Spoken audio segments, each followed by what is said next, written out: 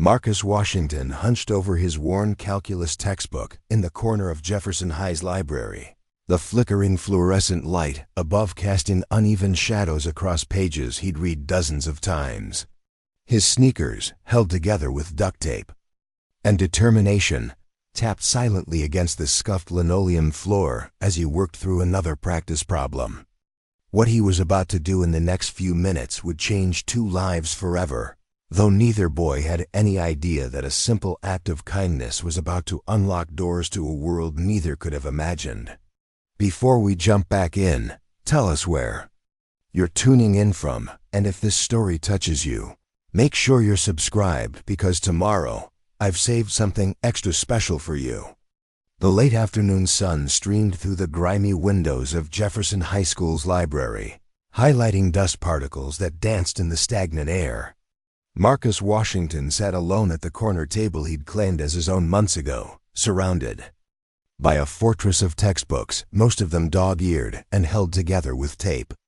His backpack, a faded black canvas bag that had seen better days 3 years ago, slumped beside his chair like a tired companion. Mathematics had always been Marcus's sanctuary.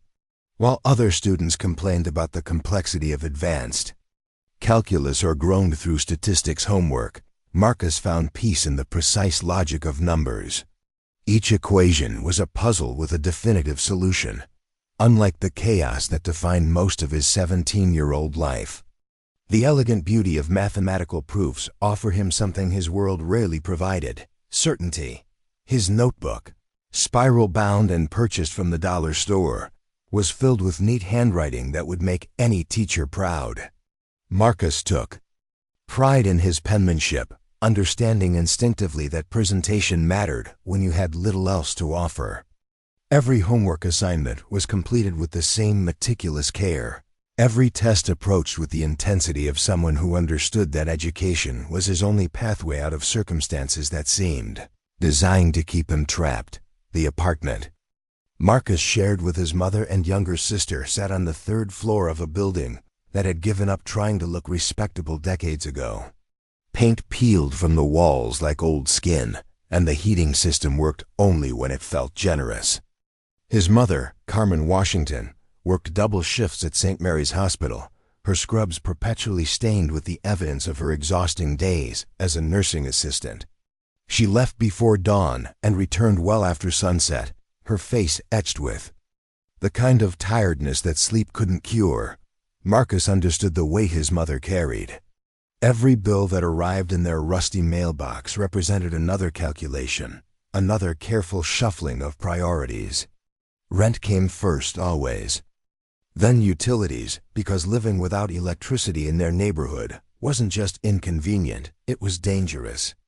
Groceries were stretched to their mathematical limits, with Marcus becoming an expert at making a bag of rice and a can of beans feed 3 people for multiple meals. His sister Jasmine, only 14 but wise beyond her years, never complained about wearing clothes from thrift stores or having to share a bedroom with her older brother. She possessed an artistic talent that manifested in sketches drawn on napkins and homework, assignments decorated with intricate doodles. Marcus often watched her transform ordinary school notebooks into works of art, her creativity flourishing despite or perhaps because of their limitations. The scholarship to Jefferson High represented Marcus's first real break. The school's Math and Science Magnet program attracted students from across the city, though Marcus quickly realized he was one of the few who rode 3 different buses to get there each morning. While his classmates arrived in cars that cost more than his family's annual income, Marcus treasured his 90-minute commute as thinking time, often solving complex problems in his head while the city rolled past his window. Jefferson High existed in a different universe from his neighborhood school. The hallways gleamed with fresh paint, and the computer lab housed machines that actually worked. The library, where Marcus spent every free moment, contained books that weren't missing pages or covered in graffiti. For the first time in his educational life, Marcus had access to resources that matched his intellectual hunger. But the social dynamics proved more challenging than any mathematical theorem. Marcus existed on the periphery of school life, neither fully accepted by the wealthy students who dominated most social circles, nor entirely comfortable with the few scholarship kids who seemed determined to blend in at any cost. He ate lunch alone, studied alone, and walked the halls with the quiet dignity of someone who had learned early that respect was earned through excellence, not popularity. His teachers recognized his exceptional ability almost immediately. Mrs. Rodriguez, who taught advanced placement calculus, often used Marcus's homework as examples for the class, praising his elegant problem-solving approaches. Mr. Thompson, the statistics teacher, had already begun discussing college recommendations, painting pictures of prestigious universities that seemed as distant to Marcus as foreign countries. The mathematics competition team became Marcus's closest approximation to belonging somewhere. Coach Stevens, a retired engineer who volunteered his time, saw something special in Marcus's analytical mind. During practice sessions, Marcus would lose himself completely in the challenge of complex problems, his pencil moving across paper with the fluid confidence of someone in their natural element. Competition days were Marcus's favorite part of the school year. Standing at the whiteboard, working through problems while timers counted down, he felt truly alive. The quiet focus required, the pressure of performance, the satisfaction of finding elegant solutions under stress, these moments validated everything he'd sacrificed to be at Jefferson High. But even these victories carried complicated emotions. When Marcus won individual competitions or helped lead the team to regional championships, the celebrations felt hollow. His mother couldn't attend awards ceremonies because she worked weekends. His sister couldn't celebrate with expensive dinners like his teammates' families. Success felt simultaneously empowering and isolating. The part-time job at Peterson's Corner Market added another layer of complexity to Marcus's already demanding schedule. 3 evenings a week and every Saturday, he stocked shelves, operated the register, and cleaned floors for $8 an hour. Mr. Peterson, a kind man in his 60s, never questioned why Marcus studied textbooks between customers or completed homework assignments on break. Every paycheck represented careful mathematical precision.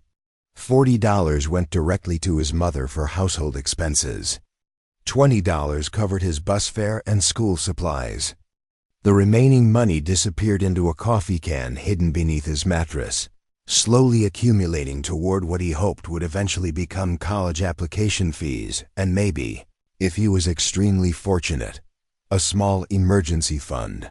The coffee can represented hope in its most tangible form. Marcus would sometimes sit on his bed, counting the wrinkled bills and calculating possibilities. State university tuition, even with financial aid, seemed mountainous. Private colleges existed only in dreams. But the numbers didn't lie, and Marcus had learned to trust mathematics above all else. If he could maintain his grades, if he could score well on standardized tests, if he could write compelling application essays, the equations might balance in his favor. Late at night, when his mother's exhausted breathing filled their small apartment and Jasmine slept peacefully beside him, Marcus would stare at the ceiling and visualize different futures. He imagined himself in college lecture halls, surrounded by students who shared his passion for learning. He pictured conversations with professors who could challenge his thinking and expand his understanding. Most vividly, he envisioned the moment he could hand his mother keys to a house with reliable heating and walls that didn't peel. But dreams required practical foundations, and Marcus understood that his current trajectory, while promising, remained precarious. One family emergency could drain their savings. One major illness could derail his educational plans. One bad semester could jeopardize his scholarship. The mathematics of poverty were unforgiving, offering little margin for error. Still, Marcus approached each day with quiet determination. He arrived at school early to access computer labs for research projects. He stayed late to attend study groups and tutoring sessions. He treated every assignment as if his future depended on it, because he understood with perfect clarity that it did. The library had become his second home, a refuge where economic differences mattered less than intellectual curiosity. Surrounded by books and the soft hum of focused study, Marcus could forget about duct-taped shoes and thrift store clothes. Here, his worth was measured by the elegance of his problem-solving and the depth of his understanding. As autumn deepened and college application deadlines approached, Marcus felt the weight of possibility and fear in equal measure. Everything he'd worked for, every sacrifice his family had made, every hour spent studying while his peers socialized, it all pointed toward these crucial next few months. He was ready for the challenge, armed with knowledge, determination, and an unshakable belief that excellence could overcome circumstance. What Marcus couldn't have predicted was that his biggest opportunity would arrive not through applications or scholarships, but through a simple moment of human kindness that would change everything he thought he knew about his own future. First time Marcus noticed Dylan Ashford. The boy was slumped over a calculus textbook in the library's premium study area, surrounded by the kind of academic chaos that money couldn't organize. Designer notebooks lay scattered across the mahogany table, expensive mechanical pencils rolled forgotten across scattered worksheets, and a top-of-the-line laptop displayed what appeared to be a video game rather than mathematical formulas. Dylan's frustration radiated from his corner of the library like heat from a furnace.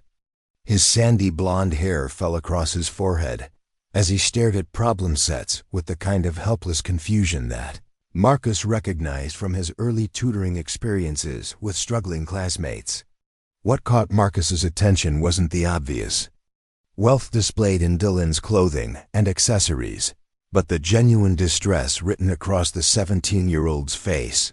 Jefferson high social hierarchy was as precisely defined as any mathematical theorem. Students like Dylan Ashford occupied the apex, wealthy, connected, destined for Ivy League universities regardless of academic performance. Their families donated buildings, endowed scholarships, and maintained the kind of influence that opened doors before their children even knocked. These students moved through hallways with the casual confidence of people who had never questioned their place in the world. Marcus had observed Dylan from a distance throughout their shared junior year. The boy seemed pleasant enough, never participating in the casual cruelty that some wealthy students directed toward scholarship recipients. Dylan nodded politely when they passed in hallways, included Marcus in group work when teachers assigned partnerships, and generally treated him with the kind of benign indifference that Marcus had learned to appreciate. But academic excellence proved to be Dylan's Achilles heel. Despite expensive tutoring sessions, private test preparation courses, and access to every educational resource money could purchase, Dylan struggled desperately with advanced mathematics. His grades hovered dangerously close to the minimum requirements for maintaining his position on the tennis team, and whispered conversations suggested that his parents were growing increasingly concerned about college prospects. The afternoon that changed everything began like countless others.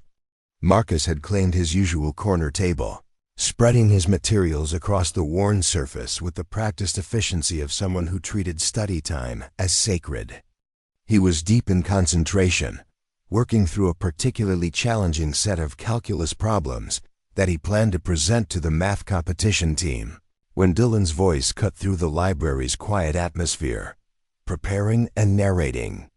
This story took us a lot of time, so if you are enjoying it, subscribe to our channel. It means a lot to us. Now back to the story. "This is impossible," Dylan muttered, his voice carrying the edge of someone approaching their breaking point. "Absolutely impossible." Marcus glanced up from his own work, observing Dylan's predicament with the analytical eye he brought to all problems. The boy had clearly been struggling for hours. Crumpled papers formed a small mountain beside his textbook, evidence of multiple failed attempts at understanding the material. His expensive calculator lay abandoned, apparently as confused as its owner. What struck Marcus most profoundly was the authenticity of Dylan's frustration. This wasn't the performative helplessness he'd witnessed from other wealthy students seeking attention or sympathy. Dylan's confusion was genuine, his effort obvious despite its ineffectiveness. He had filled pages with work, crossing out incorrect attempts and starting over with the persistence of someone truly trying to learn.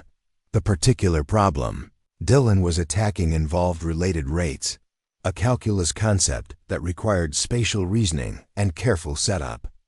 Marcus could see from 20 feet away that Dylan was making a fundamental error in his approach, missing the crucial step that would unlock the entire solution.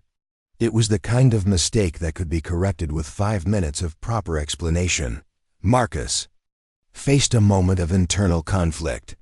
His natural instinct was to help. Teaching had always come naturally to him, and watching someone struggle with concepts he found intuitive created almost physical discomfort. But approaching Dylan meant crossing invisible social boundaries that Jefferson High maintained with rigid precision. Scholarship students didn't simply walk up to wealthy classmates and offer assistance unless specifically invited. Yet, Dylan's growing frustration was becoming disruptive to the library's studious atmosphere. Other students shot annoyed glances in his direction as his muttered complaints grew louder. The librarian, Mrs. Chun, had already approached once to remind him about noise policies. Marcus realized that intervention might benefit everyone in the immediate vicinity. The decision crystallized when Dylan slammed his pencil down and buried his face in his hands, shoulders shaking with what appeared to be suppressed tears. This wasn't about academic struggle anymore. This was about a human being reaching the limits of their endurance. Marcus's mother had raised him to recognize when someone needed help, regardless of their circumstances or social position. Marcus gathered his materials quietly, checking his approach carefully. He understood that offering help could be interpreted as condescending, particularly given the obvious economic disparity between them. The key was to frame assistance as a natural extension of shared academic goals rather than charity or pity. "Hey, Dylan," Marcus said softly, approaching the table with casual confidence. "Mind if I sit down? The fluorescent light over there is giving me a headache."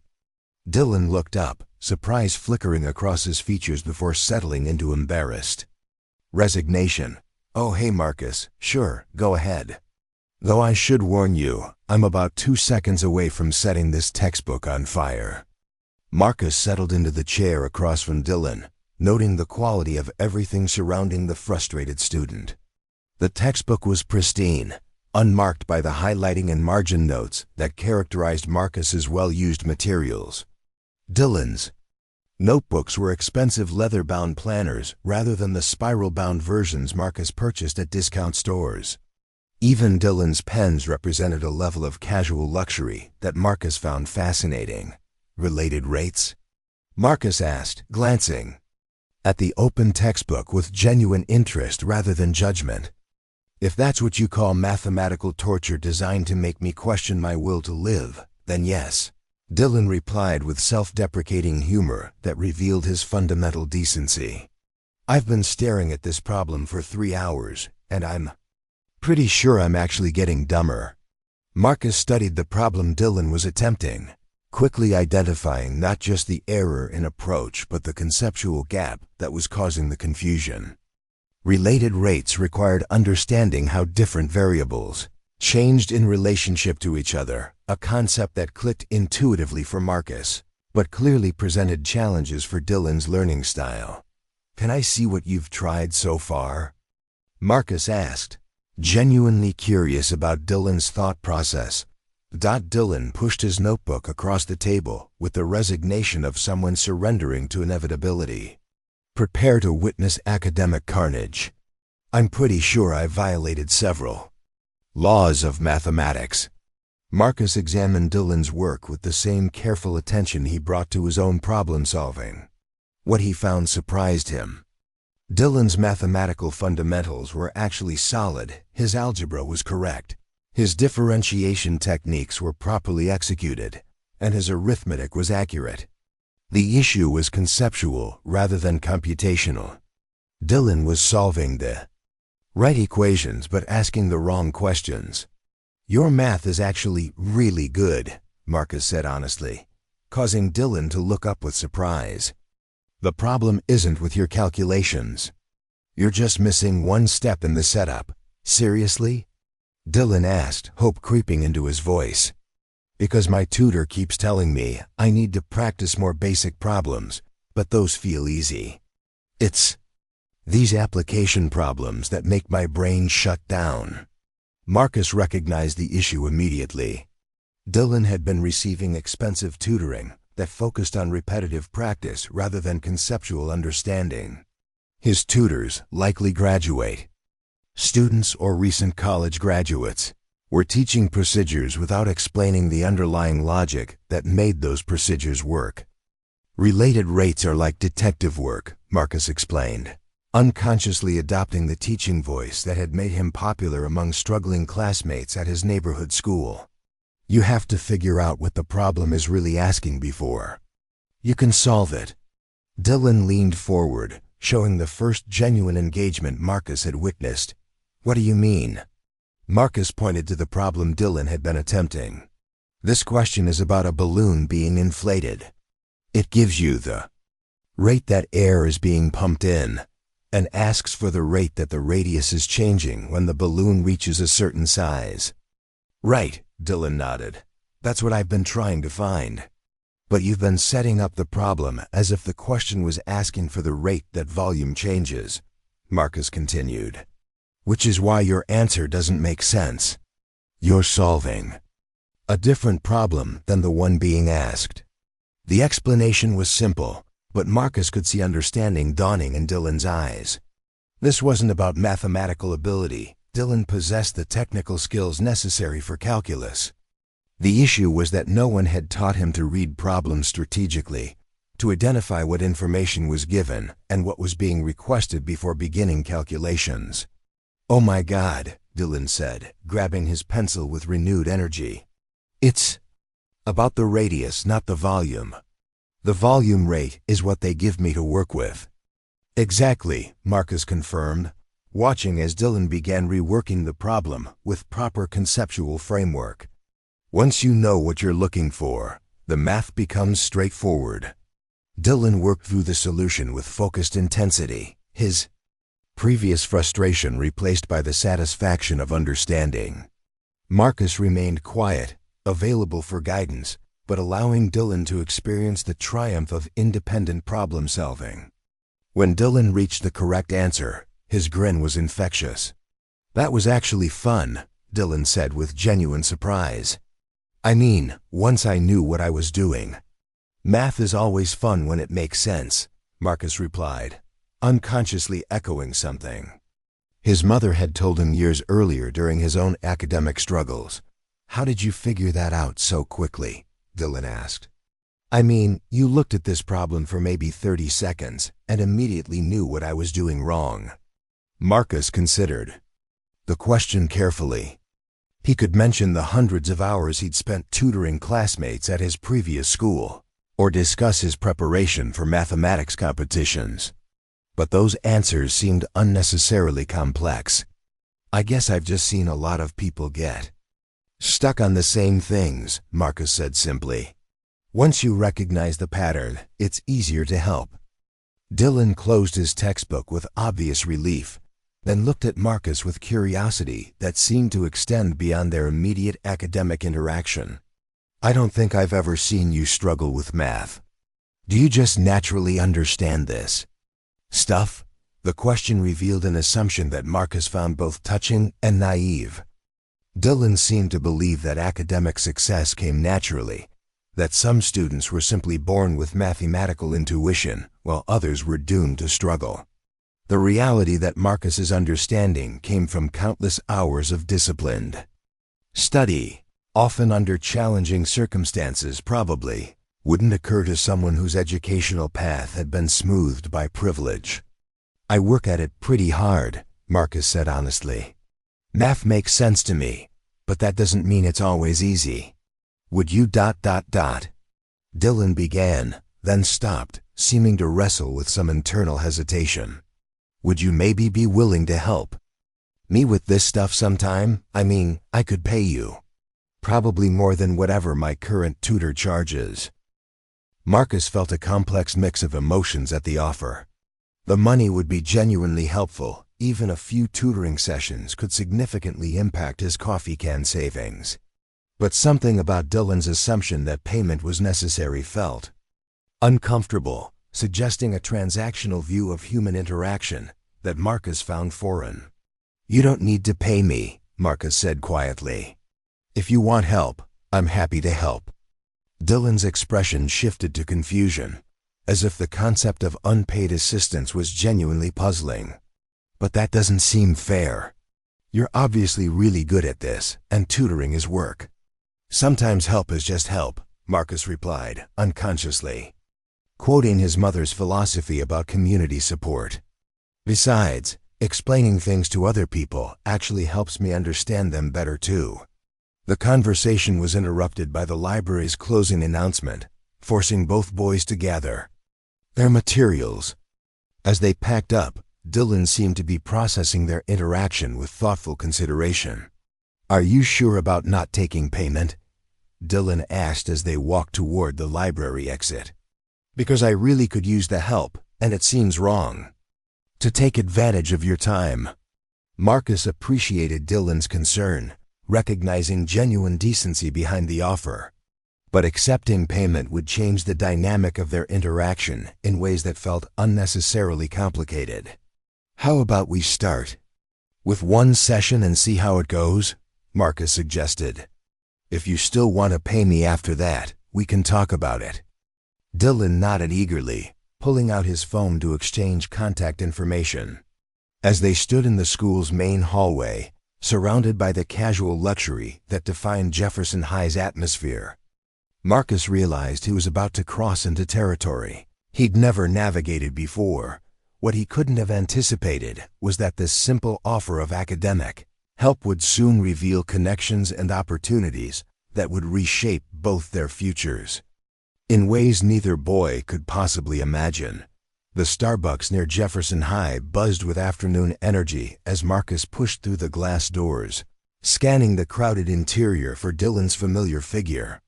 The coffee shop represented neutral territory, expensive enough to accommodate Dylan's comfort level, yet public enough that Marcus didn't feel overwhelmed by obvious wealth disparities. The rich aroma of freshly ground beans mixed with the underlying hum of conversation and laptop keyboards created an atmosphere conducive to focused academic work. Dylan had secured a corner table near the window, his materials already spread across the surface with characteristic disorganization. Multiple textbooks lay open, notebooks scattered between coffee cups, and his laptop displayed what appeared to be a fascinating array of browser tabs, ranging from calculus tutorials to social media updates. When he spotted Marcus approaching, Dylan's face brightened with genuine relief. "I ordered you a coffee," Dylan said, gesturing toward a steaming cup positioned across from his seat. "I wasn't sure what you liked, so I went with something basic. Medium roast, room for cream." Marcus felt a flutter of appreciation mixed with mild discomfort. The gesture was thoughtful, but the casual $5 expenditure represented nearly an hour of work at Peterson's Corner Market. Still, Dylan's intention was clearly kind rather than condescending, and Marcus had learned to accept generosity gracefully when it was offered with genuine spirit. "Thanks," Marcus said, settling into the comfortable chair and inhaling the coffee's rich fragrance. "This is perfect." Dylan immediately launched into an explanation of his mathematical predicament, his words tumbling over each other with the urgency of someone who had been holding back a flood of confusion. "So I've been working on these integration problems, and I think I understand the basic concept. But when they start adding all these different techniques, substitution, integration by parts, partial fractions, my brain just shuts down completely." Marcus opened Dylan's calculus textbook, immediately recognizing the source of confusion.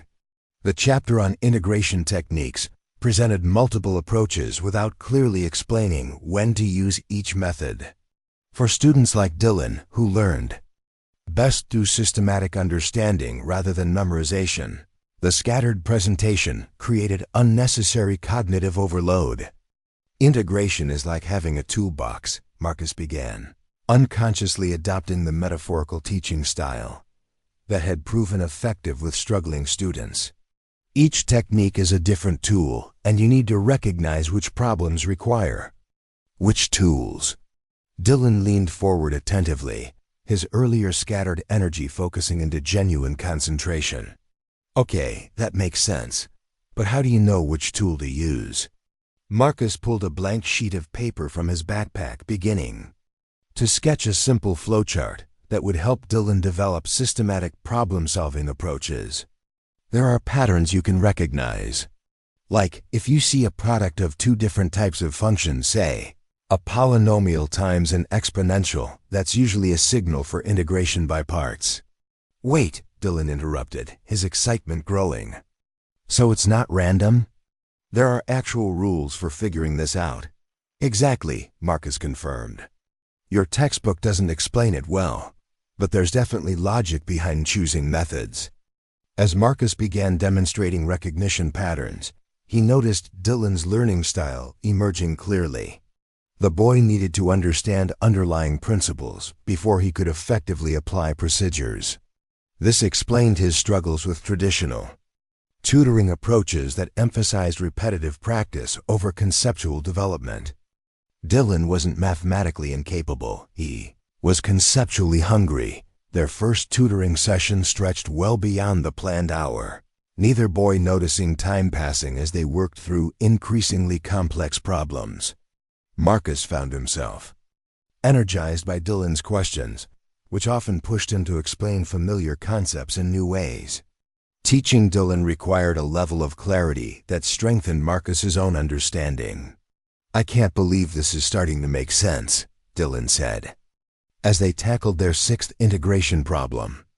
My regular tutor has been drilling me on these same types of problems for weeks, but I never understood why we were doing what we were doing. A lot of tutors focus on getting the right answer instead of understanding the process, Marcus observed.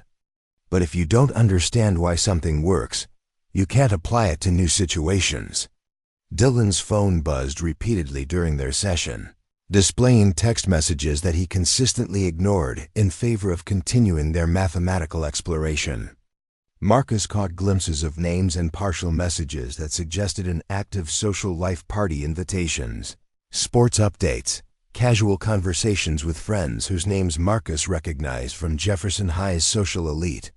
Popular guy, Marcus commented lightly when Dylan's phone buzzed for the 10th time.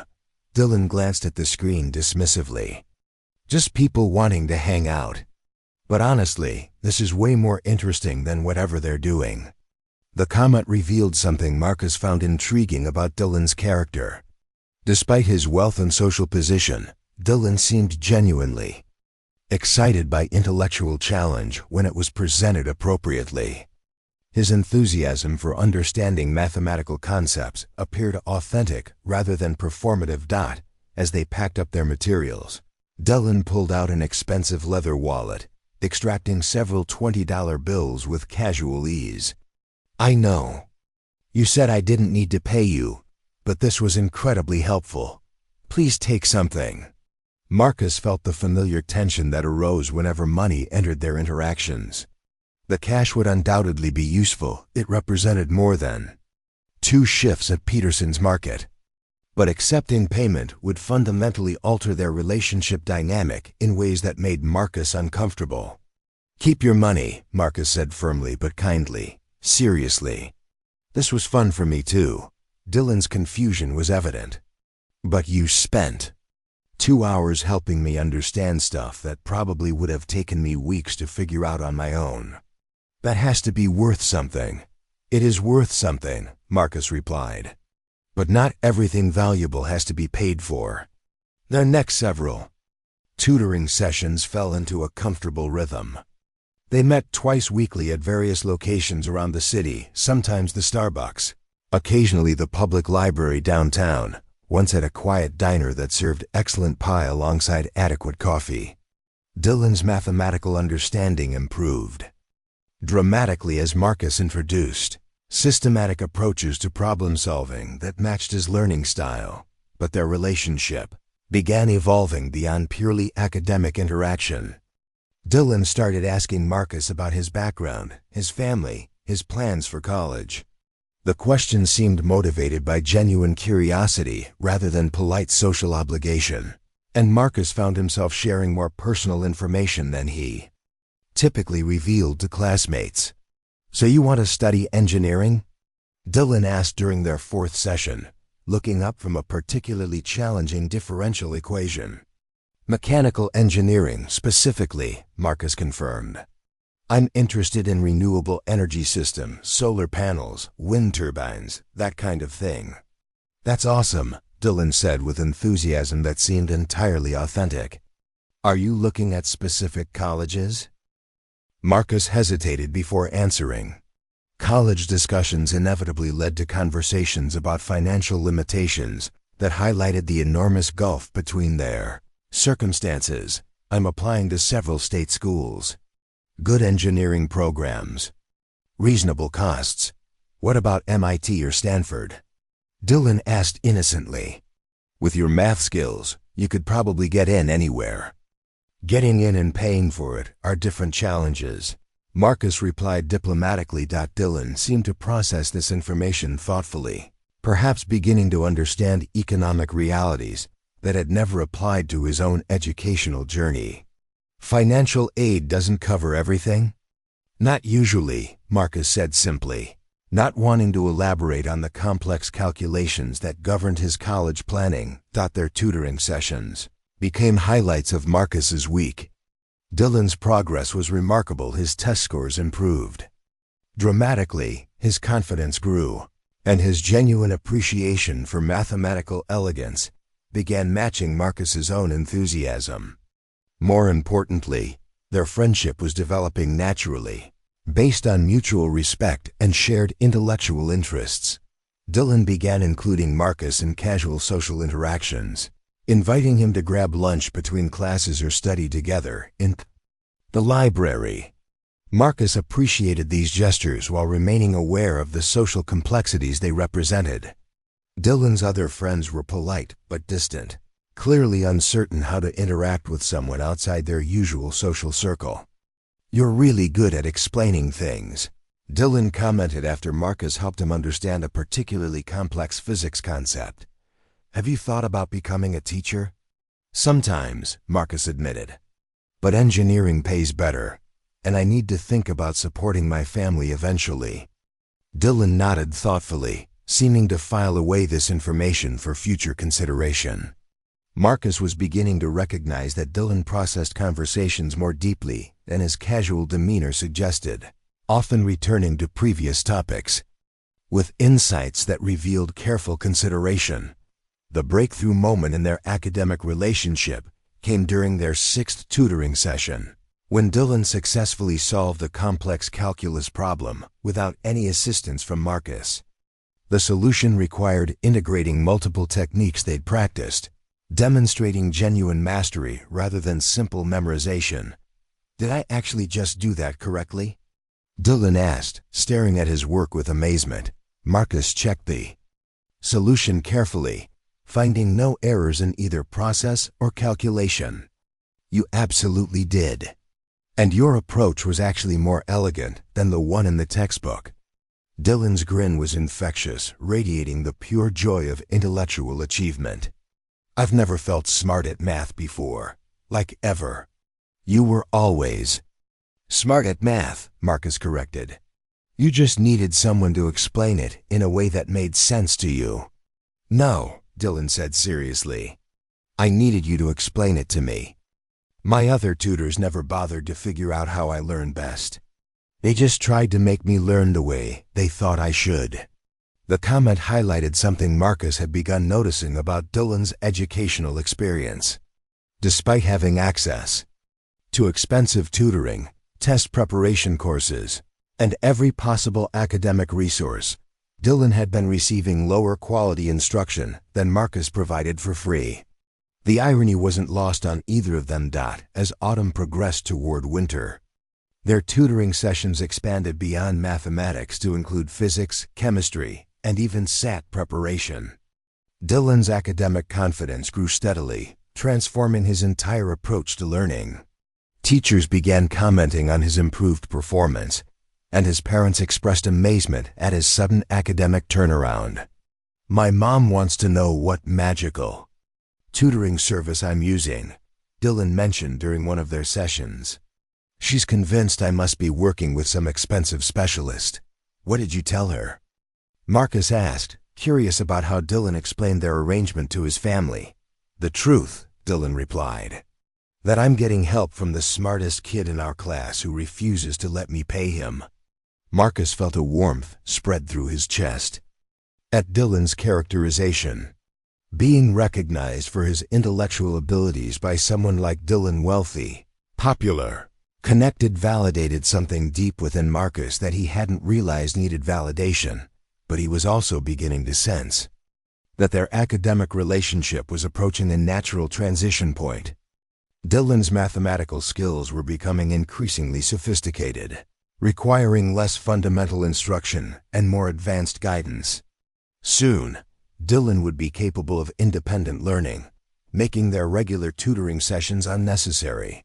What Marcus couldn't have anticipated was that this academic success was about to open doors to opportunities neither boy had imagined, setting in motion events that would challenge everything Marcus thought he knew about friendship, family, and the true meaning of generosity. Winter arrived early that year, blanketing Jefferson High in a pristine layer of snow that transformed the campus into something resembling a postcard from an expensive private school.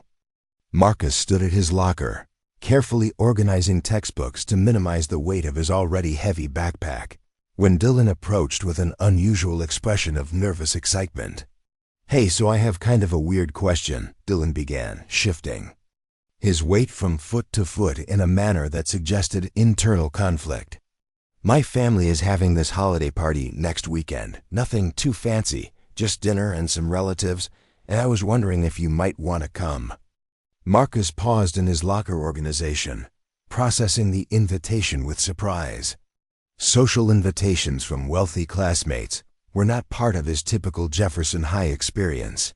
The offer represented a level of inclusion that crossed boundaries Marcus had assumed were permanent fixtures of their school's social landscape.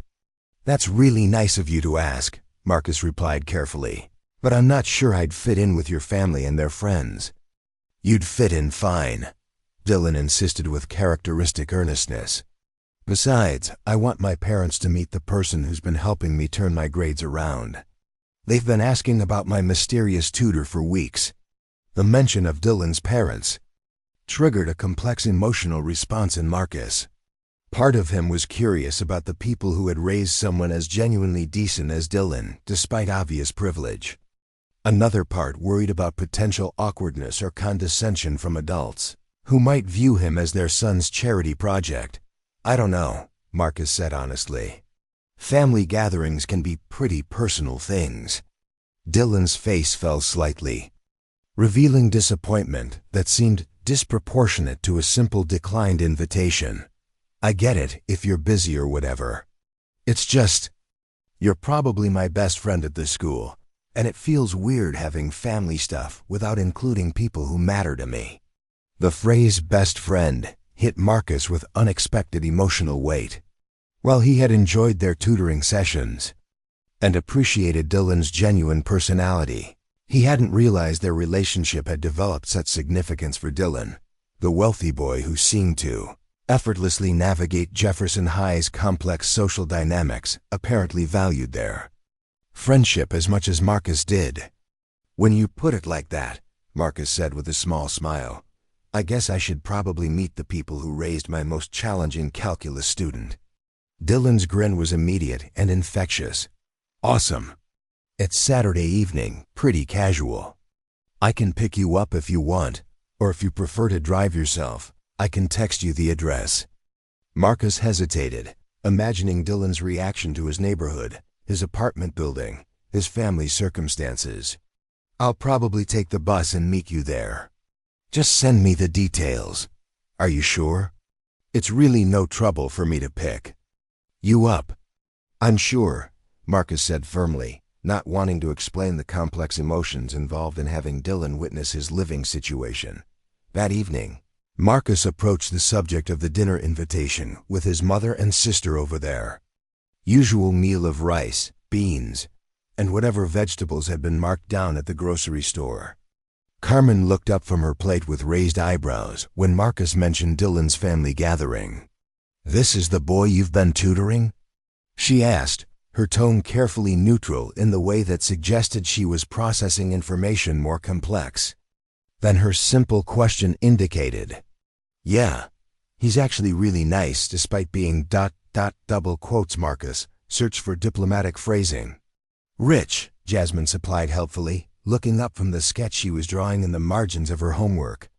"Well off," Marcus corrected, though his sister's assessment was more accurate. Carmen studied her son's face with the perceptive attention that made her an excellent nurse. "You like this boy? He's a good friend," Marcus confirmed. "He works hard, he's grateful for help, and he treats people decently." "Those are good qualities," Carmen agreed. "But be careful about getting too attached to people whose lives are very different from ours." Marcus understood his mother's concern without needing further explanation. Friendships across economic divides could be complicated, often ending in disappointment when reality intruded on idealistic notions of connection. Carmen had seen enough heartbreak in her own life to want to protect her children from unnecessary pain. "I know, Mom, but sometimes good people are just good people, regardless of their circumstances." Carmen nodded thoughtfully. "That's true. And if his family invited you, they must see something special in you too." Saturday evening arrived with unseasonable warmth that melted much of the week's snow, leaving the streets gleaming under streetlights. As Marcus made his way across the city via 3 different bus routes, Dylan had provided detailed directions to a neighborhood Marcus had never visited, an area of sprawling houses set back from tree-lined streets where every lawn looked professionally maintained. The Ashford house was impressive without being ostentatious, a large colonial structure with warm light spilling from numerous windows. As Marcus approached the front door, he could hear the soft murmur of conversation and occasional laughter from within. His reflection in the polished door's glass panels showed a young man wearing his best shirt and pants, clothing that suddenly felt inadequate, despite being perfectly clean and properly fitted. Dylan answered the door before Marcus could ring the bell, appearing with obvious relief. "You made it. Come on in, everyone's excited to meet you." The interior of the Ashford home was tastefully decorated in a way that suggested professional involvement, everything coordinated, but not overly formal, expensive but comfortable. The living room contained more books than Marcus had ever seen in a private home, and the artwork on the walls appeared to be original rather than reproductions. "Mom, Dad, this is Marcus," Dylan announced as they entered a spacious dining room where several adults were engaged in animated conversation around a table laden with food that looked restaurant-quality. Robert Ashford rose from his position at the head of the table, extending his hand with a warm smile that immediately reminded Marcus of Dylan's genuine personality. He was a tall man in his early 50s, with graying hair and intelligent eyes that suggested both success and approachability. "Marcus, Dylan has told us so much about you. I'm Robert, and this is my wife, Catherine." Catherine Ashford was elegant, in the effortless way that suggested both good genetics and careful maintenance, but her greeting was warm and seemed entirely sincere. "Marcus, we're so grateful for everything you've done for Dylan. His improvement in mathematics has been remarkable." "Dylan does all the work," Marcus replied diplomatically. "I just help explain things occasionally." "Occasionally?" Dylan laughed. "You've basically rebuilt my entire understanding of calculus from the ground up." The dinner conversation flowed more naturally than Marcus had anticipated. The Ashford family and their guests, Dylan's uncle and aunt, plus a family friend who appeared to be a college professor, treated Marcus as a welcomed addition rather than an outsider to be accommodated. They asked thoughtful questions about his academic interests, his college plans, and his thoughts on various subjects ranging from renewable energy to educational policy. What impressed Marcus most was the genuine, intellectual curiosity displayed by Dylan's family. Robert asked detailed questions about Marcus's engineering aspirations, revealing knowledge about sustainable technology that suggested serious interest rather than polite conversation. Catherine inquired about his college application process, with the practical concern of someone familiar with academic challenges. "Have you considered applying to any private universities?" Robert asked during dessert. "With your mathematical abilities and Dylan's description of your teaching skills, you might be competitive for significant financial aid at top-tier institutions." Marcus felt the familiar tension that arose whenever college finances entered. Conversations. "I'm focusing on state schools primarily. Better financial predictability." "That's wise," Catherine agreed. "Though you shouldn't rule out private options entirely. Sometimes their endowments allow for more generous aid packages than people expect." The evening progressed with increasing comfort for Marcus, who found himself genuinely enjoying the intelligent conversation and warm hospitality.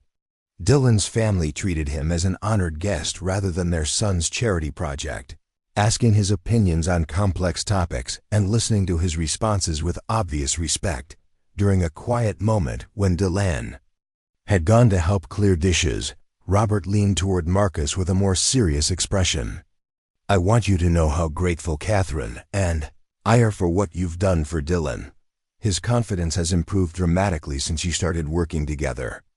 "Dylan's a great kid," Marcus replied honestly. "He just needed someone to explain things in a way that matched how he learns." "Perhaps," Robert said thoughtfully. "But finding someone willing to invest that kind of time and energy without expectation of payment, that says something important about your character." Marcus felt uncomfortable with the praise, unsure how to respond appropriately. Dylan would do the same thing if someone needed help with something he was good at. "Yes," Robert agreed with a knowing smile, "he would.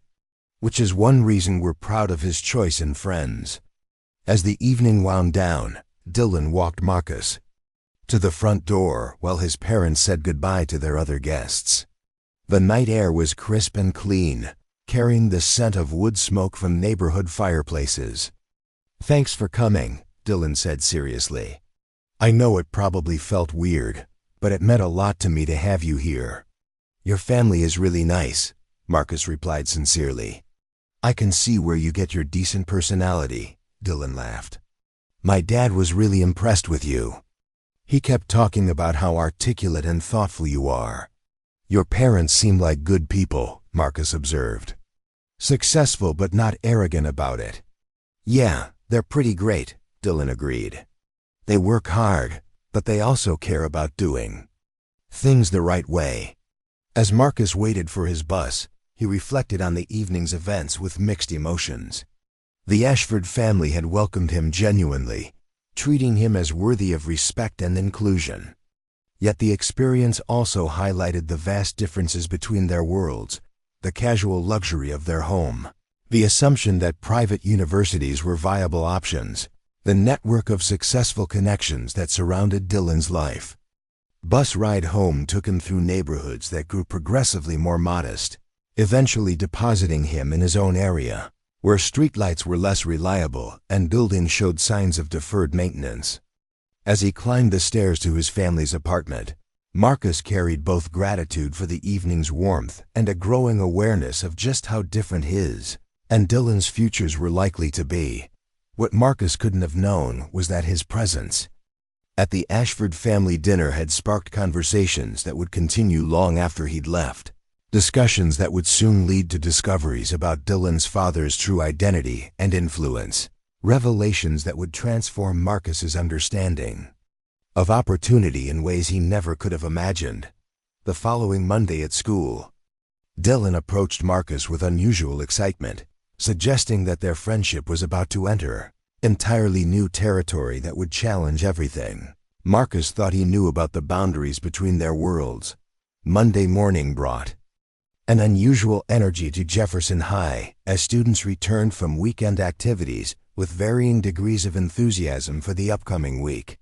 Marcus navigated the crowded hallways with his typical purposeful stride, balancing his heavy backpack, while mentally reviewing the calculus problems he'd prepared for Dylan's afternoon session.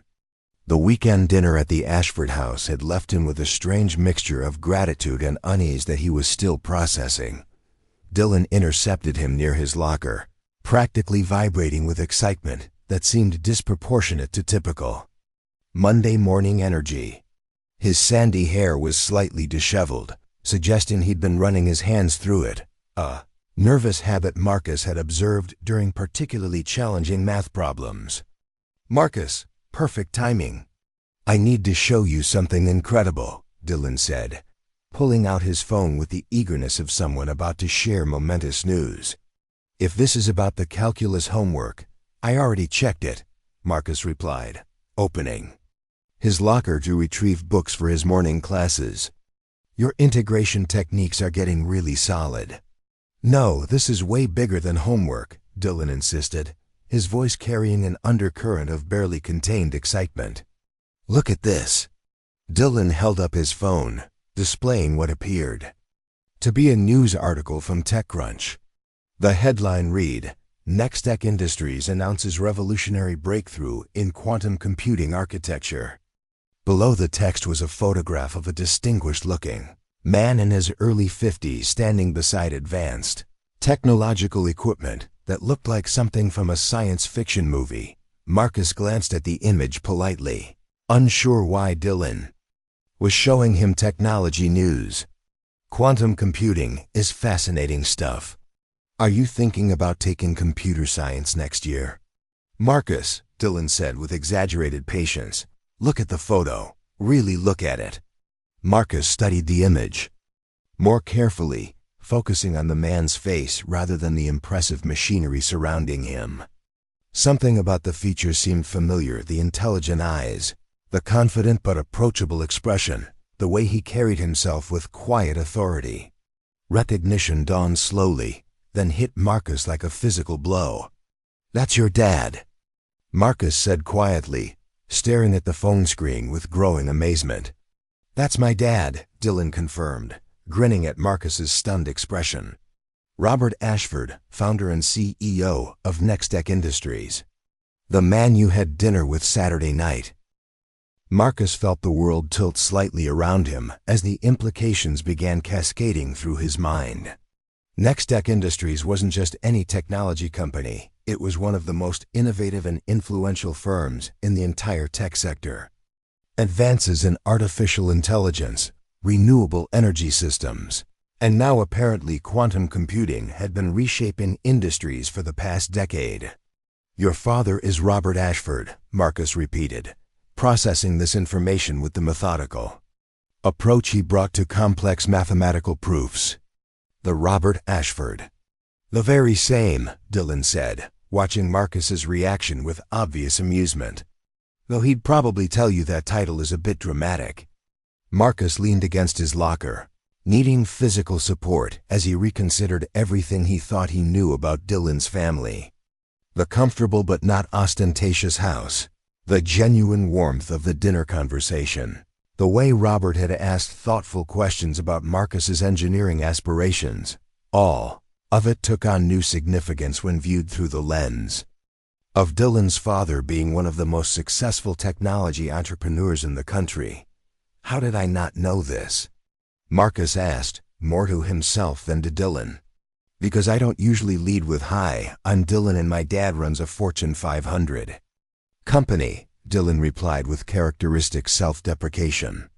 "It tends to change how people interact with me, and not usually in good ways." Marcus understood this instinctively. Jefferson High contained plenty of wealthy students, but most of their family success operated at a more local or regional level. Dylan's father existed in an entirely different stratosphere of influence and achievement, The kind of person whose decisions affected thousands of employees and millions of consumers worldwide. This explains so much, Marcus murmured, thinking about the sophisticated technology in the Ashford home, the casual mentions of travel and educational opportunities, the way Robert had discussed renewable energy with detailed technical knowledge. Does it change anything? Dylan asked, and Marcus detected genuine concern beneath the casual question. Between us, I mean. Marcus considered the question seriously. Learning about Dylan's father's identity certainly recontextualized their relationship, but it didn't alter the fundamental dynamics that had made their friendship valuable. Dylan was still the same person who struggled with calculus concepts and genuinely appreciated patient explanation. He was still the classmate who had ignored his phone during tutoring sessions and expressed authentic excitement about mathematical breakthroughs. No, Marcus said finally. You're still the guy who thought integration by parts was some kind of mathematical torture device. Dylan's relief was visible. Good, because I was worried you might start treating me differently if you knew about my dad's company. I'm definitely impressed, Marcus admitted. But you're still Dylan. The family connection doesn't change who you are as a person. What Marcus didn't voice was the growing realization that Dylan's father represented exactly the kind of technological innovation Marcus hoped to contribute to through his engineering studies. Nextech Industries was pioneering sustainable energy solutions, developing artificial intelligence applications, and apparently making breakthrough advances in quantum computing, all areas that aligned perfectly with Marcus's academic interests and career aspirations. As they walked toward their first period classes, Dylan continued sharing information about his father's company with the enthusiasm of someone finally able to discuss a significant part of his life. The quantum computing breakthrough is really exciting. Dad's been working on this project for almost 3 years, collaborating with researchers from MIT and Stanford. Quantum computing could revolutionize everything, Marcus said, his excitement genuine despite his ongoing amazement about Dylan's family connections. Cryptography, drug discovery, climate modeling, the applications are limitless. Exactly. Dylan agreed. Dad's always talking about using technology to solve real-world problems rather than just making money. That's why Nextech focuses so heavily on sustainable energy and environmental applications. Marcus felt a strange convergence of his personal interests and this unexpected revelation about Dylan's family. The renewable energy systems he'd hoped to work on someday were exactly the kind of projects that Nextech Industries was already implementing on a massive scale. During his morning classes, Marcus found himself distracted by questions about Dylan's revelation. How many times had he discussed his engineering aspirations with someone whose father could potentially make those dreams reality? How many conversations about college affordability had he had with a family that could probably fund scholarships without noticing the financial impact? Yet Marcus also recognized that Dylan's family had never made him feel inadequate or treated him as a potential charity case. Robert and Catherine Ashford had welcomed him as their son's friend, asking about his interests and plans with genuine curiosity rather than condescending sympathy. They had treated him as an intellectual equal rather than someone to be helped. At lunch, Marcus sought out Dylan in the cafeteria, finding him at their usual table near the windows overlooking the school's courtyard. Dylan looked up expectantly as Marcus approached, clearly anticipating continued conversation about the morning's revelation. I've been thinking about what you told me, Marcus began, setting down his lunch tray, and I have some questions. Ask away, Dylan replied, taking a bite of what appeared to be a gourmet sandwich that definitely hadn't come from the school cafeteria. Does your dad know about our tutoring sessions? Marcus asked. I mean, really know about them? Dylan nodded. He knows you've been helping me with math and that you refuse to accept payment. Why?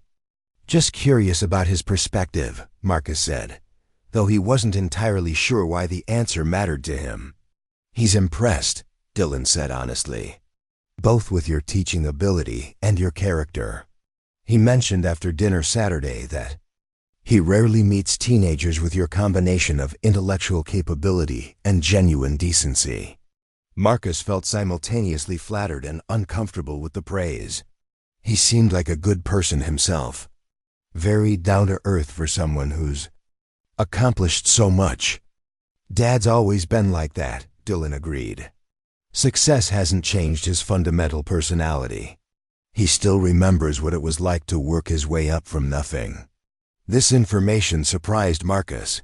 Your father didn't grow up wealthy? Not at all, Dylan said, warming to the subject. He grew up in a working-class family in Ohio.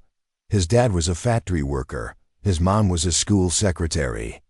He got into MIT on a full scholarship and basically built everything from scratch. The revelation added another layer of complexity to Marcus's understanding of the Ashford family. Robert's success represented the kind of dramatic upward mobility that Marcus hoped to achieve through his own educational efforts. The knowledge that Dylan's father had once faced economic challenges, similar to Marcus's current situation, made their Saturday night conversation even more meaningful. That's incredible, Marcus said, genuinely impressed. Building a company like Nextech from nothing must have required incredible determination. And a lot of luck, Dylan added. Dad's always honest about that. He says talent and hard work are necessary but not sufficient. You also need opportunities and people willing to take chances on you. Marcus considered this perspective thoughtfully. His own success depended heavily on scholarships, helpful teachers, and now Dylan's friendship, providing access to social circles he'd never imagined entering. Perhaps Dylan's father understood the importance of opportunity, because he'd once needed similar chances himself.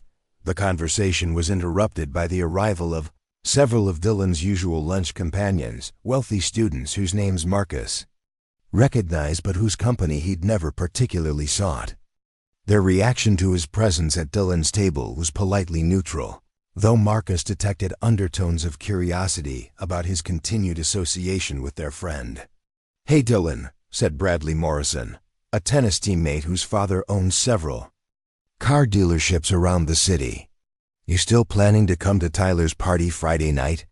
"Probably," Dylan replied noncommittally. "Depends on a few things." "Cool, Marcus, you should come too," Bradley added, extending what appeared to be a genuine invitation rather than mere politeness. Marcus felt the familiar discomfort that arose when social invitations crossed economic boundaries. Tyler's parties were legendary at Jefferson High, elaborate affairs held at his family's estate, featuring expensive catering, entertainment that catered to students accustomed to luxury. "Thanks for the invitation," Marcus said diplomatically, "but I usually work Friday nights." "Where do you work?" asked Jessica Chun, another member of Dylan's social circle, whose academic achievements were matched only by her family's success. "In international business.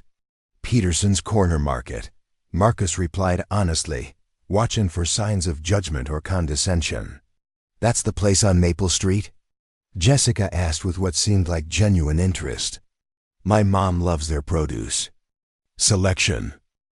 The casual acceptance of his employment surprised Marcus, who had expected either awkward silence or patronizing comments about the value of hard work. Dylan's friends seemed to view his job as simply another aspect of his life rather than something requiring comment or sympathy. As lunch period ended and students began dispersing toward afternoon classes, Dylan lingered at their table with Marcus, clearly wanting to continue their conversation about his family's background. "I hope knowing about my dad's company doesn't make things weird between us," Dylan said seriously. "I really value our friendship, and I'd hate for family stuff to complicate that." "It doesn't make things weird," Marcus assured him. "If anything, it makes me respect your parents more. They've been incredibly welcoming without making me feel like I owe them anything." "That's just how they are," Dylan said with obvious pride. "Success hasn't changed their fundamental values." As they walked toward their afternoon classes, Marcus reflected on the strange turns his life had taken since deciding to help a struggling classmate with calculus problems. What had begun as simple academic assistance had evolved into genuine friendship and now provided unexpected insights into worlds of achievement and opportunity he'd previously only imagined. What Marcus couldn't have anticipated was that Dylan's revelation about his father's identity was merely the beginning of discoveries that would soon reshape his understanding of possibility, friendship, and the true meaning of generosity in ways that would challenge everything he thought he knew about his own future. 3 weeks had passed since Dylan's revelation about his father's identity, and Marcus found himself viewing their friendship through an entirely different lens. The knowledge that Robert Ashford was one of the most influential technology entrepreneurs in the country added weight to every interaction, every casual conversation about the future, every moment spent in the Ashford family's presence. Yet despite this awareness, their tutoring sessions continued with the same comfortable rhythm that had characterized their relationship from the beginning. The December afternoon was unusually warm, with golden sunlight streaming through the floor-to-ceiling windows of the downtown library study hall. Marcus had suggested the change of venue from their usual coffee shop, hoping the more formal academic environment might help Dylan prepare for his upcoming AP Calculus midterm exam. The library's modern architecture and state-of-the-art technology created an atmosphere that seemed appropriate for serious academic work. Dylan spread his materials across one of the collaborative workstations, his organization skills having improved dramatically since their first chaotic session months earlier. Color-coded folders contained different types of problems.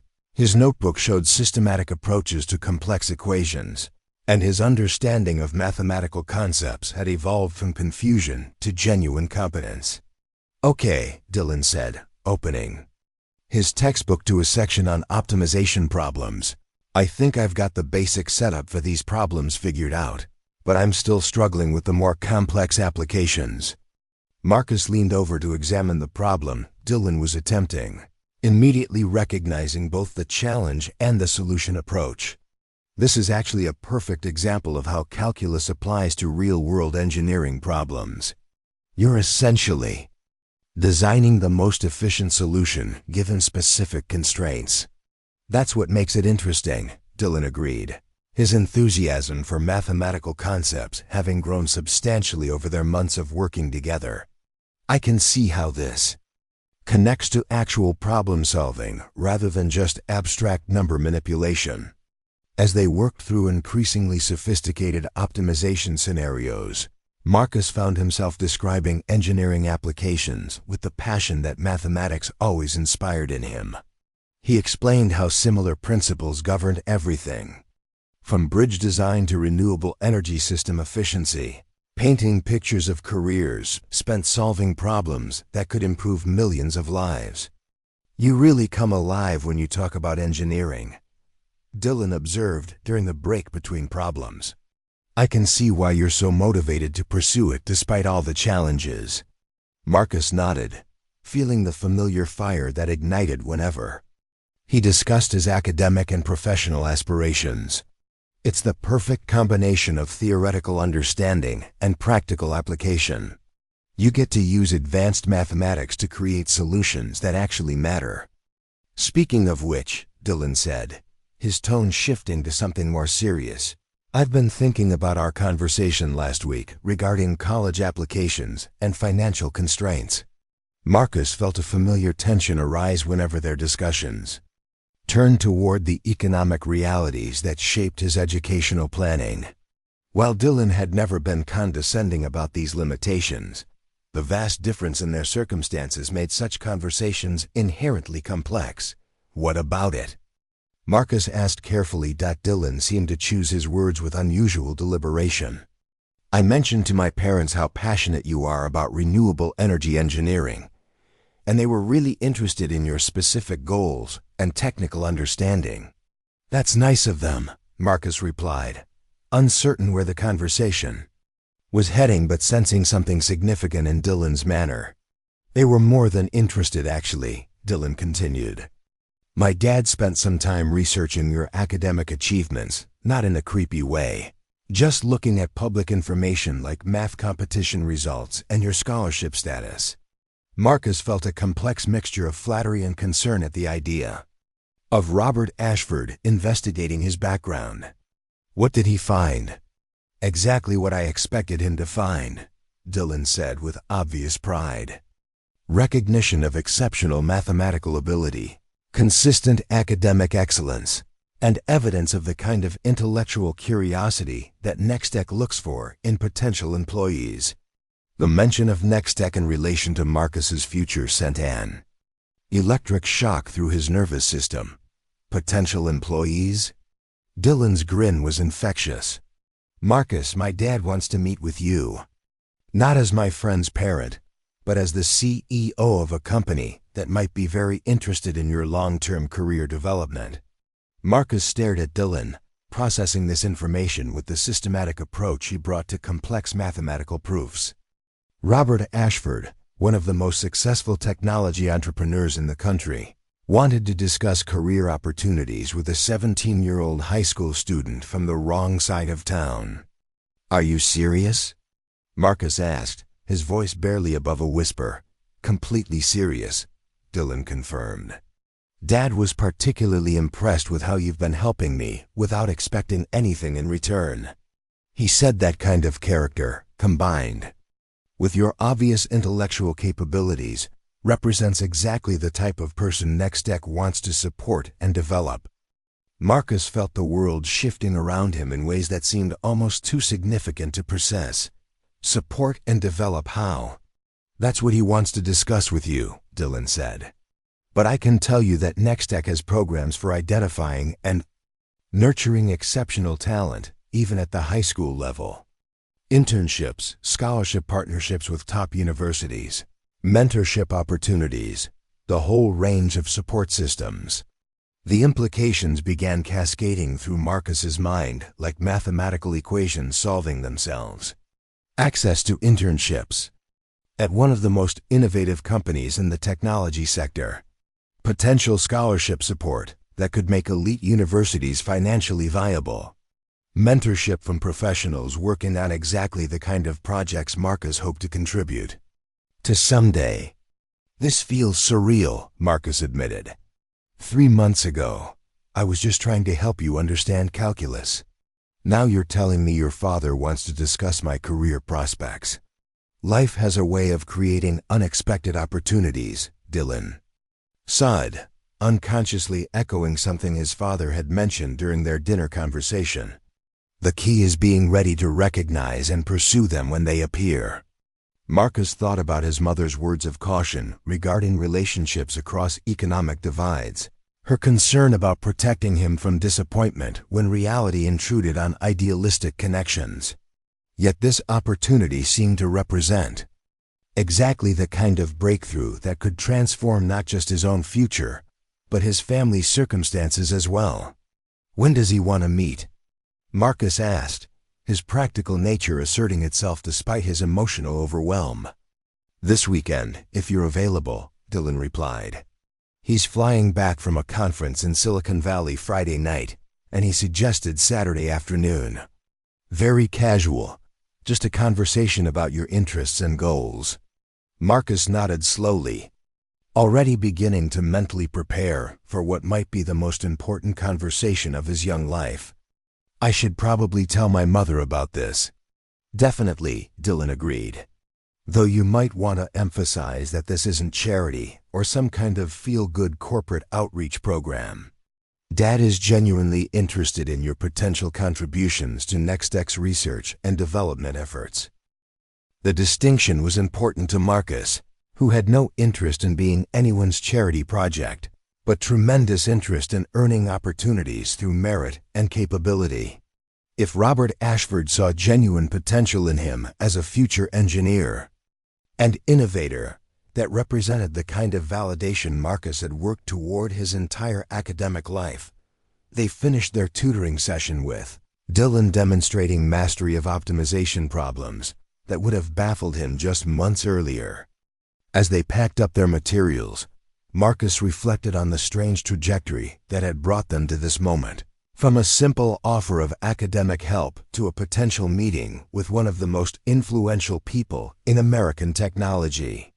"Dylan," Marcus said as they prepared to leave the library, "I want you to know how grateful I am for everything that's happened between us. Not just this opportunity with your father, but the friendship itself." "The friendship goes both ways," Dylan replied seriously. "You've helped me become a better student and a more confident person. Whatever opportunities my dad might offer you, you've already earned them through your own character and abilities." Walking home through his neighborhood that evening, Marcus saw his surroundings with new eyes. The apartment building where his family lived, the corner market where he worked, the bus routes that connected his world to Jefferson High, all of it might soon represent not limitations to be endured, but starting points to be transcended. Through legitimate achievement and earned opportunity, his mother was waiting when he arrived home, her nursing scrubs indicating she'd just returned from another exhausting double shift. Jasmine sat at their small kitchen table, working on homework assignments that she'd decorated with intricate artistic flourishes that transformed ordinary worksheets into visual masterpieces. "How was your day, baby?" Carmen asked, beginning to prepare their simple dinner with movements that showed her bone-deep tiredness. "Actually, Mom, something pretty incredible happened," Marcus began, settling at the table beside his sister. "I need to tell you both about an opportunity that might change everything for our family." Carmen paused in her dinner preparations, turning to study her son's face with the perceptive attention that made her such an effective nurse. "What kind of opportunity?"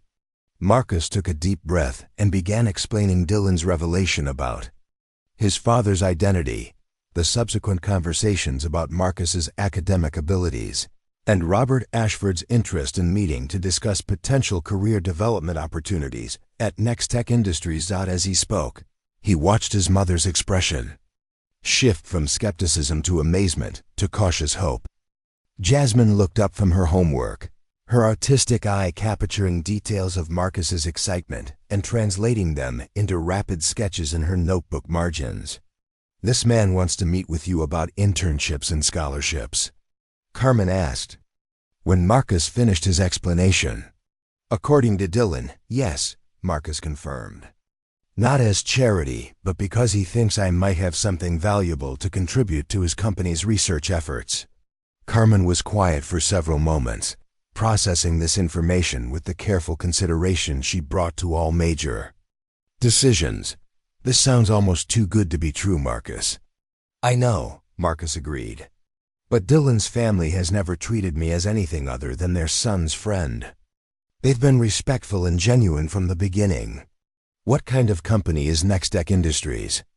Jasmine asked, looking up from her sketches. Marcus explained the company's focus on sustainable technology, artificial intelligence, and quantum computing research, watching his sister's eyes light up with interest. "They're working on exactly the kind of projects I want to be involved with someday." "Someday might be sooner than you thought," Carmen said quietly, her tone carrying both hope and concern. "But Marcus, you need to be prepared for any outcome. These kinds of opportunities can be complicated." "I understand, Mom," Marcus replied. "But even if nothing comes of it, the fact that someone like Robert Ashford thinks I have potential is validation of everything we've worked toward." Carmen reached across the table to take her son's hand, her expression softening with maternal pride. "You've always had potential, baby. Maybe it's time for the world to recognize what we've known all along." As his family digested this unexpected development, Marcus felt a profound sense of possibility that extended beyond his own future. If Robert Ashford's interest led to genuine opportunities, the benefits would extend to his mother and sister as well. College scholarships would ease the financial burden on their family. Internship income could contribute to household expenses. Career advancement could eventually provide the stability and security his family had always deserved. Saturday's meeting with Robert Ashford represented more than just a conversation about potential opportunities. It represented the possibility of breaking cycles of limitation that had defined his family's circumstances for generations.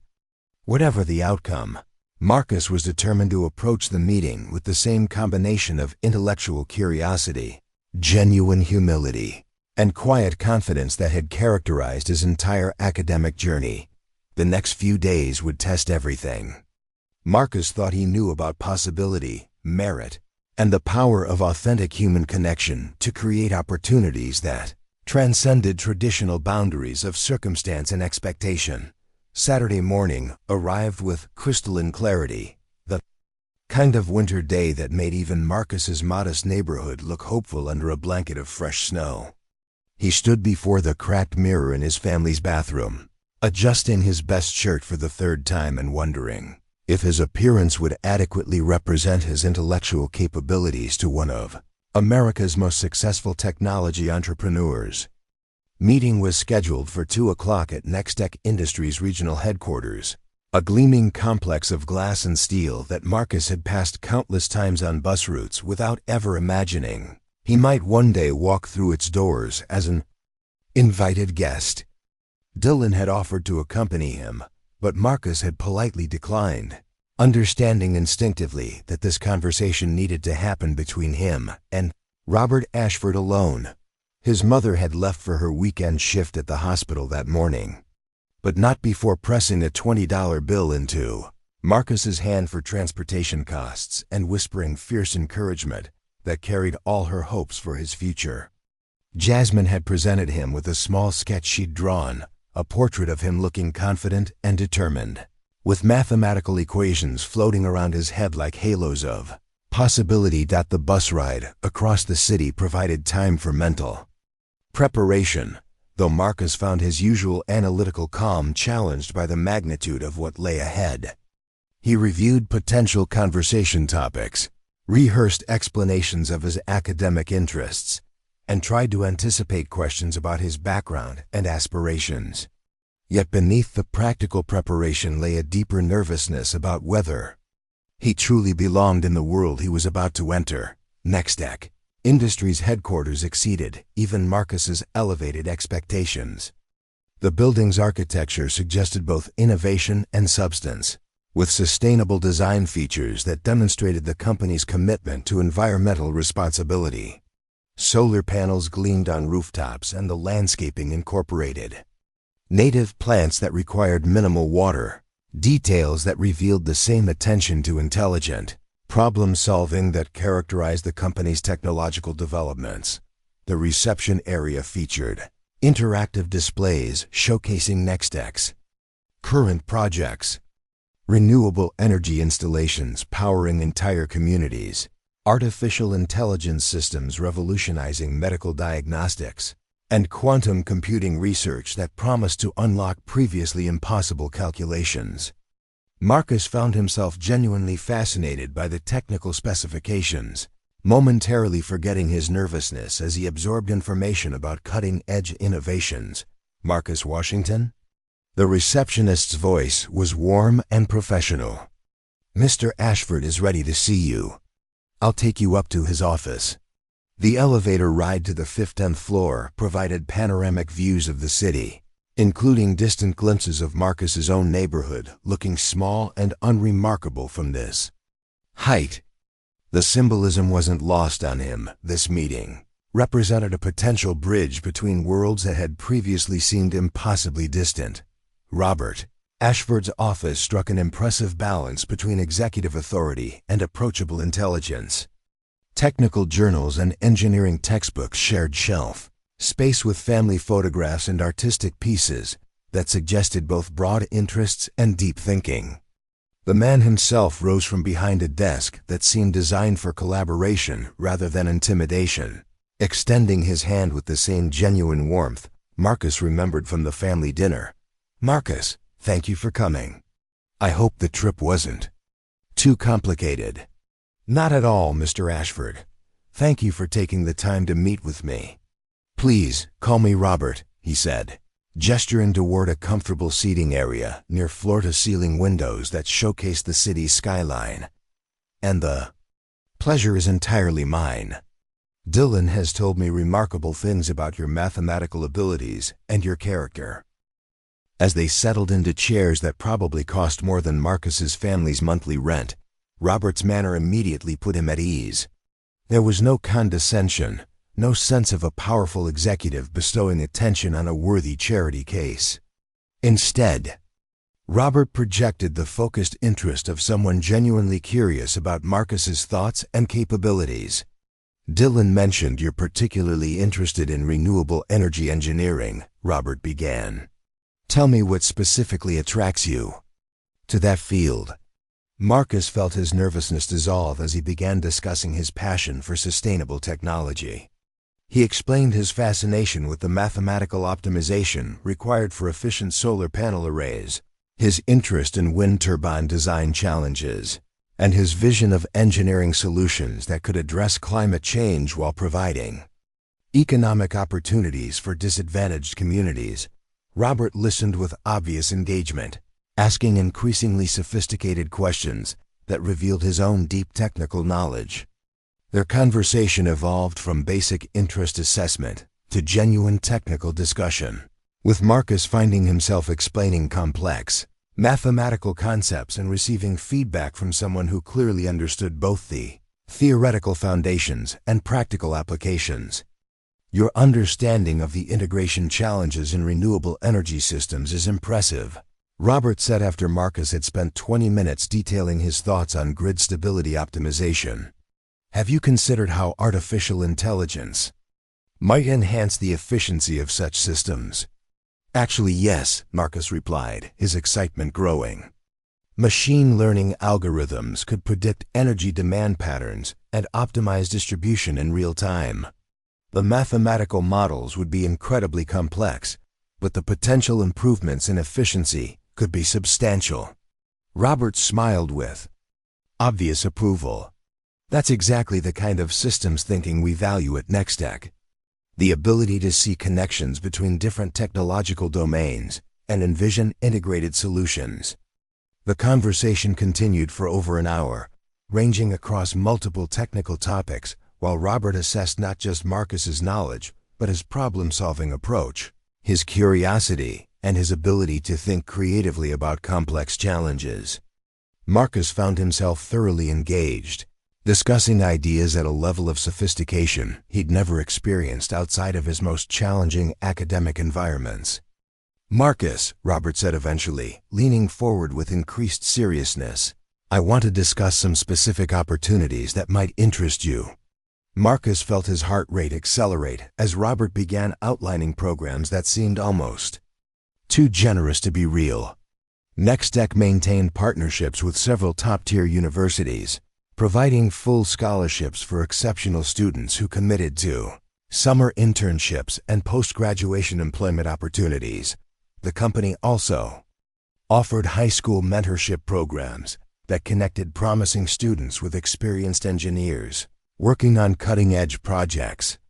The scholarship program covers all educational expenses, tuition, room and board, books, even a modest living stipend, Robert explained. In return, students work with our research teams during summers, contributing to actual projects while gaining practical experience. Marcus struggled to process the magnitude of what was being offered. Full university scholarships that would eliminate every financial barrier between him and his educational goals. Internship opportunities that would provide both income and invaluable professional experience. Mentorship from engineers working on exactly the kind of projects he'd dreamed of joining someday. "This sounds incredible," Marcus said honestly. "But I have to ask, why me? You must know hundreds of students with impressive academic records." Robert's expression grew thoughtful. "Academic achievement is important, but it's not sufficient. We look for character traits that indicate long-term success and positive contributions to our organization and society." Dylan's description of your tutoring relationship revealed exactly those traits. "How so?" "You've spent months helping another student succeed without expecting payment or recognition," Robert explained. That demonstrates intellectual generosity, patience, and genuine concern for others' development. Those qualities are rarer and more valuable than pure technical ability. Marcus felt a profound sense of validation hearing his simple decision to help a struggling classmate, characterized as evidence of valuable character traits. "I just saw someone who needed help with something I understood." "Exactly," Robert said, with obvious approval. That instinct to share knowledge and support others' growth is central to innovation and leadership. Technical skills can be taught, but genuine collaborative spirit is inherent. Robert proceeded to outline specific next steps if Marcus chose to pursue the opportunity. University applications would be submitted with NextX endorsement and financial backing. Summer internship placement would be guaranteed, with projects matched to Marcus's specific interests and developing expertise. Post-graduation employment would offer immediate engagement with advanced research initiatives at competitive compensation levels. "I should mention," Robert added, "that this opportunity extends beyond just your individual benefit. NextX is committed to supporting entire families when we invest in exceptional individuals. Your mother's healthcare benefits would be enhanced, and we maintain scholarship programs for siblings of our sponsored students." Marcus felt tears threatening as he realized the comprehensive nature of what was being offered. Not just his own educational dreams, but security and opportunity for his entire family. His mother could potentially reduce her exhausting double shifts. Jasmine could pursue artistic education without financial constraints. The cycles of limitation that had defined their lives could be permanently broken. "I don't know what to say," Marcus admitted, his voice thick with emotion. "Say you'll consider it carefully," Robert replied gently. "This is a significant commitment that will shape your next decade. Take time to discuss it with your family and think through the implications thoroughly. Can I ask why you're willing to make such a substantial investment in someone you've just met?" Robert was quiet for several moments, seeming to choose his words carefully. "I grew up in circumstances similar to yours, Marcus. I understand the barriers that talent faces when it emerges from economically disadvantaged backgrounds. Someone took a chance on me when I was your age, providing opportunities. That changed everything for my family. NextX success gives us the responsibility and capability to identify and support the next generation of innovators," he continued. "But more personally, I see in you the same combination of intellectual ability, character, and determination that I hope I possessed at 17.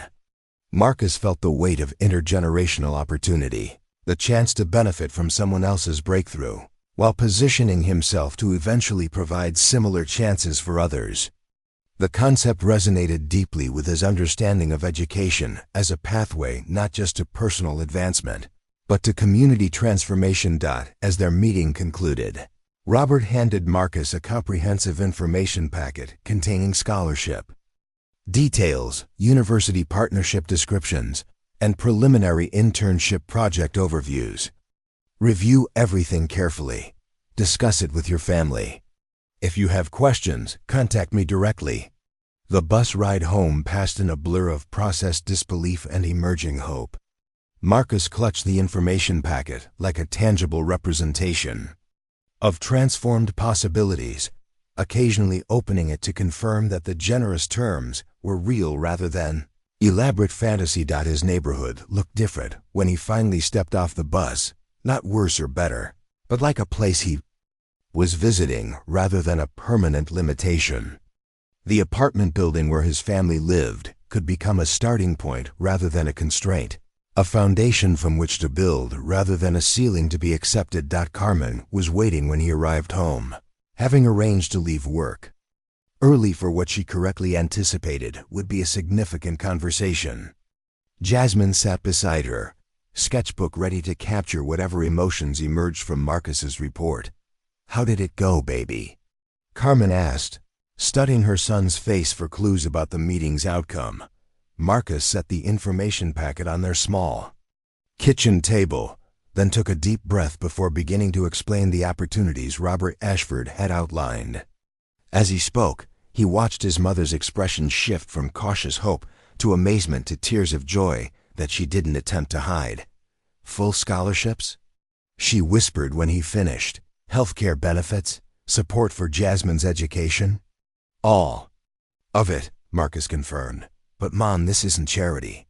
They're investing in what they believe I can contribute to their company and to technological innovation generally. Carmen reached across the table to take both her children's hands, her voice thick with emotion when she spoke. Your grandfather would be so proud. He always said education was the one thing nobody could take away from you.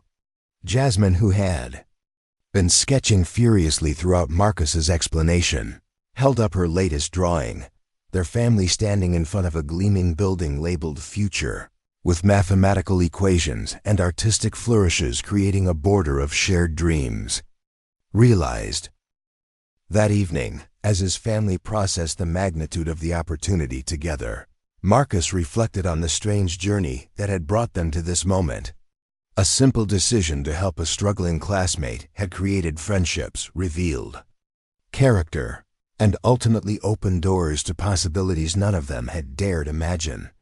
The tutoring relationship that began with calculus problems had evolved into something far more significant, a demonstration that authentic human connection, intellectual generosity, and genuine character could create opportunities that transcended traditional boundaries of circumstance and expectation.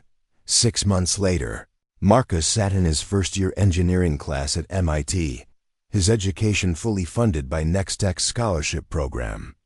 Dylan, who had been accepted to Stanford with dramatically improved academic credentials, remained one of his closest friends. They maintained regular contact, sharing their respective college experiences and planning collaborative projects for future summer internships. The coffee can that had once represented Marcus's modest savings now held letters from younger students seeking tutoring help, requests he fulfilled gladly during school breaks. His mother had been able to reduce her work schedule while maintaining full healthcare benefits through NextTech's family support program. Jasmine was enrolled in a prestigious arts academy, her talent finally receiving the instruction and resources it deserved. But perhaps most importantly, Marcus understood that his own transformation created responsibility to ensure similar opportunities reached other deserving students. The cycle of limitation had been broken, not just for his family, but potentially for countless others who would benefit from the precedent his success had established. Sometimes the most profound changes begin with the simplest acts of human kindness. A young man's decision to share his knowledge freely, without expectation of reward, had created ripples of opportunity that would extend far beyond anything he could have imagined. When he first approached a frustrated classmate struggling with calculus problems in Jefferson High's library, the mathematics of generosity, it turned out, produced calculations more complex and rewarding than any equation Marcus had ever solved. Up next, you've got 2 more standout stories right on your screen. If this one hits the mark, you won't want to pass these up. Just click and check them out. And don't forget to subscribe and turn on the notification bell so you don't miss any upload from us.